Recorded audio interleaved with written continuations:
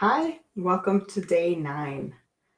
And I'm really looking forward to talking with you today and tomorrow and for the next long time because now we're getting out of the kind of framework section about design and about practices that we can use as a tool and moving into really evaluating the shape of the ocean industries today and how we might change them.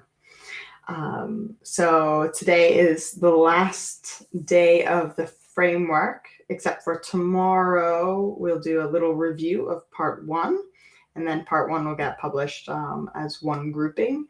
And then we'll move into part 2, which is really the shape of the industry today and considerations about the industry today. And I hope to interview a lot more people during that phase of it instead of just me talking, to have other people be joining me in this conversation. And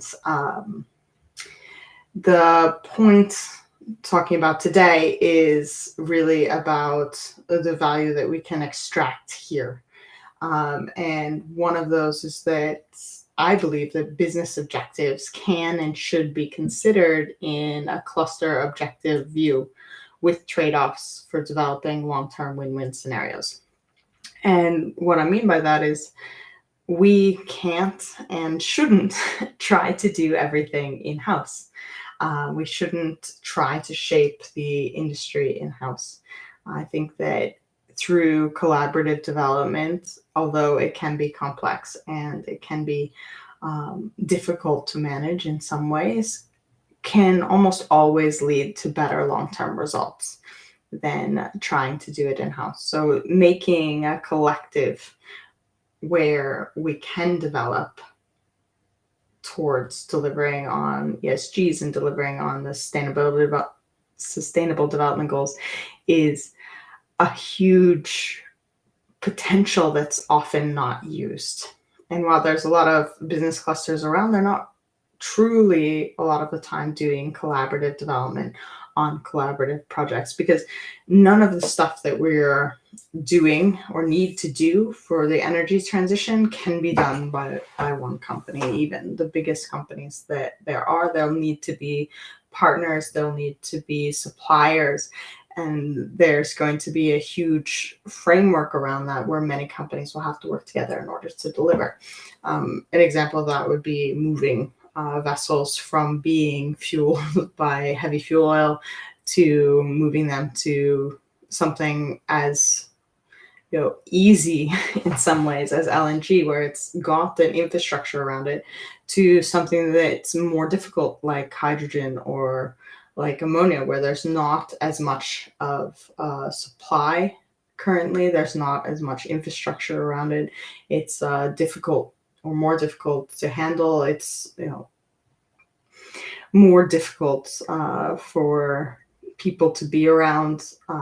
It's more dangerous in some ways, although it's less emitting in some ways. In other ways, it can be quite toxic. So handling becomes an issue. And then you're talking about a huge chain of companies that have to work together in order to make it possible to operate that way in the ocean space.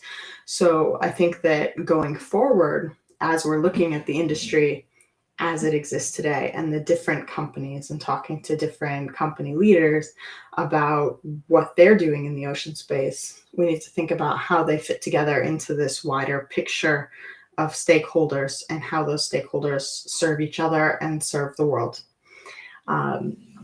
So that's the small thing today, Friday.